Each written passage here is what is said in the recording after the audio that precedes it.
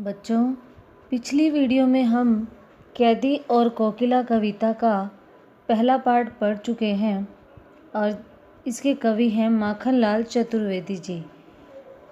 इस कविता में कवि का अंग्रेज़ों के प्रति, अंग्रेजी शासन के प्रति काफ़ी आक्रोश है, गुस्सा है। और प्रस्तुत कविता कैदी और कोकिला में अंग्रेज़ सरकार द्वारा भारतीयों के शोषण तथा स्वाधीनता सेनानियों के साथ जेल में किए गए अमानवीय व्यवहार तथा यातनाओं का मार्मिक चित्रण है। जेल में कई उदास और एकाकी जीवन जीते हैं। कोयल की मधुर आवाज़ सुनकर कवि कोयल से अपने मन का आक्रोश, दुख और अंग्रेज सरकार के अत्याचारों को व्यक्त करते हैं तथा उससे इस दास्तां से मुक्ति का गीत सुनाने को कहते हैं। कोयल अचानक आधी रात में चीख पड़ती है, जिसे सुनकर कवि समझते हैं कि कोयल पूरे देश को ही कारागार समझने लगी है।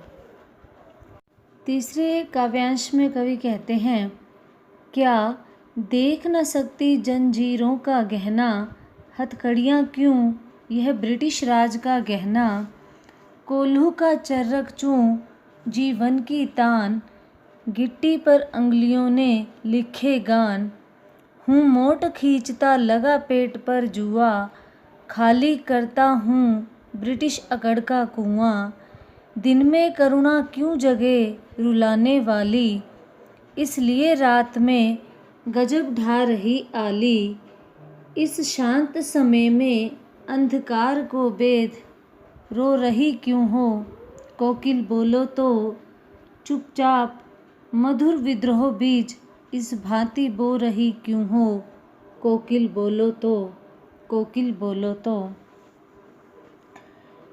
इसमें कवि जो हैं कैदियों को कारागार यानी कि जेल में दिए जाने वाले तरह तरह के कष्टों की ओर संकेत करते हुए कहते हैं और कोयल को साथ ही में संबोधित करते हुए कहते हैं कि क्या तुम अंग्रेजी शासकों के द्वारा जेल में मुझे पहनाए हुए जंजीर रूपी गहनों को नहीं देखती। ये हथकड़ियाँ नहीं हैं, बल्कि ये ब्रिटिश राज के द्वारा पहनाए गए गहने हैं। जब हम कोल्हू चलाते हैं, तेल निकालते हैं, तो उसके घूमने से उत्पन्न चर्रक चूं की आवाज़ ही जीवन की तान है। उससे हमें जीवन जीने का उत्साह मिलता है।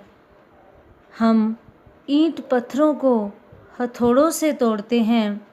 हमारी अंगुलियों पर उनके द्वारा चोटों के रूप में गीत लिखे गए हैं। मैं जेल में बैलों की तरह छाती से फीता लगाकर चूना आदि पीसता हूँ।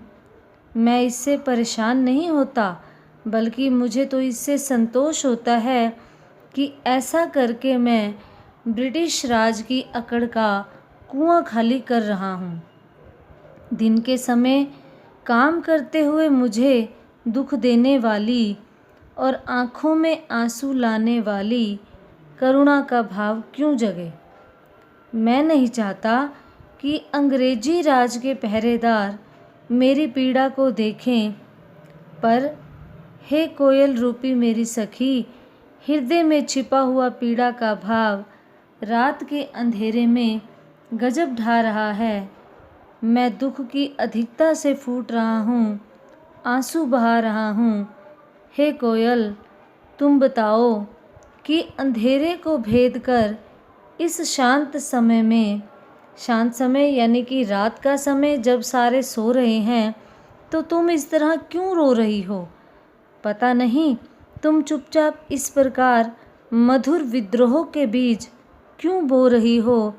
हे कोयल, कुछ तो बोलो, कुछ तो बताओ कि इस रात के अंधेरे में तुम क्यों कूक रही हो। हे कोयल, बताओ तो सही।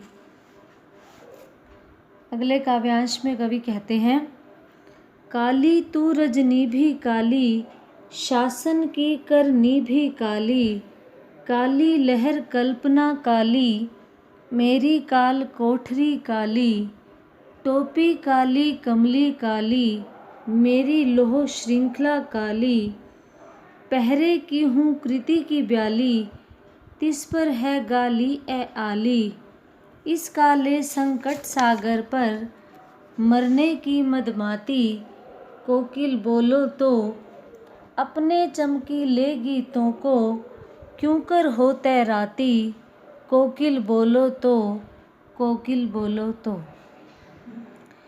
इसमें कठिन जो शब्द आए हैं, रजनी, रजनी मैंने होता है रात, श्रृंखला मैंने जंजीर, हूँ कृति यानी कि हुंकार, ब्याली, ब्याली मैंने सर्पिनी, आली, आली मैंने सखी।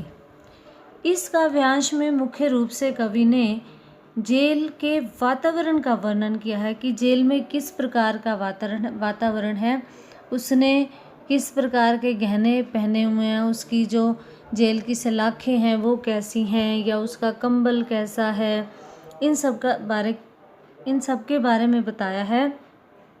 कवि कहते हैं कि हे कोयल, तू काले रंग की है और यह रात भी काली है और अंधेरी है।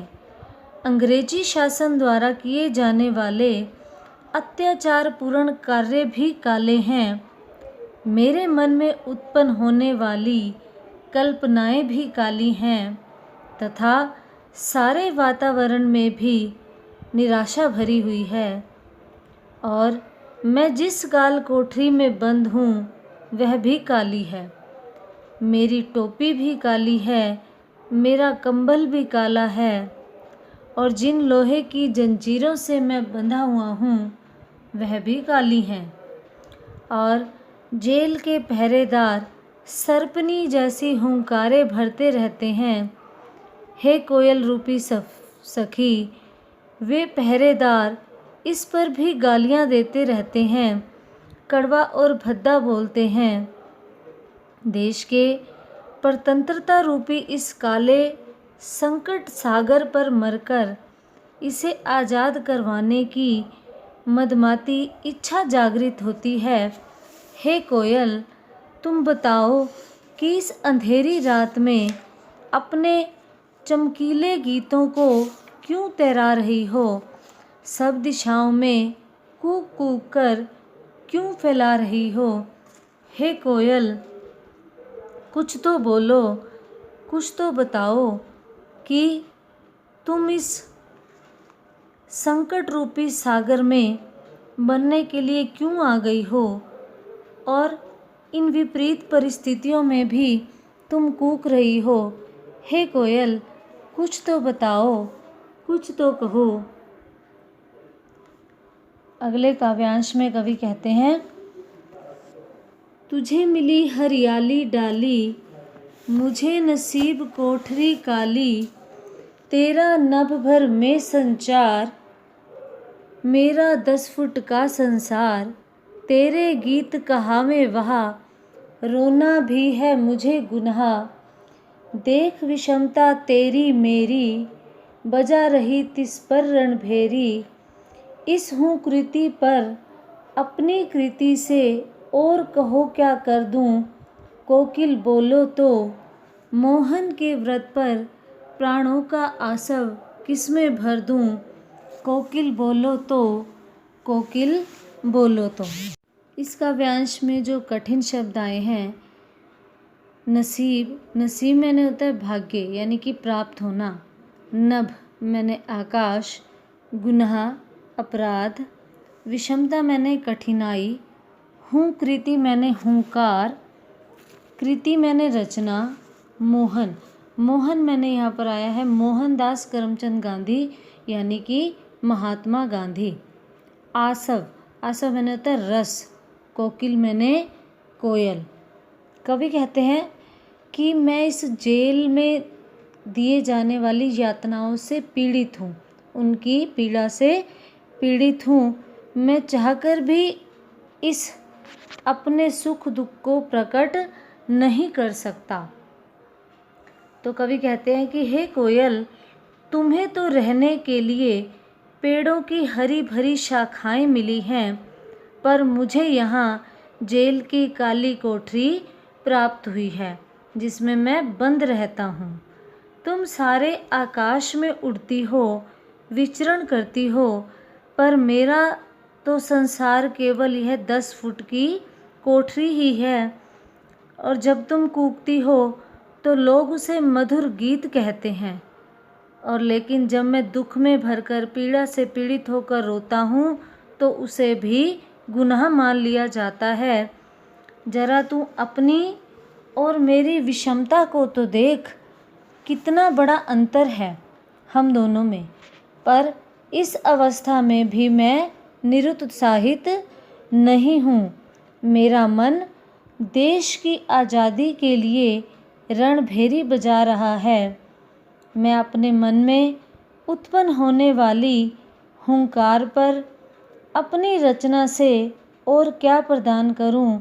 हे कोयल, मुझे बताओ कि जो महात्मा गांधी ने देश को स्वतंत्र कराने का व्रत लिया है, उसे मैं किसके प्राणों में रस रूप में भर दूं? हे कोयल, तुम मुझे बताओ तो सही, मुझे बताओ तो सही।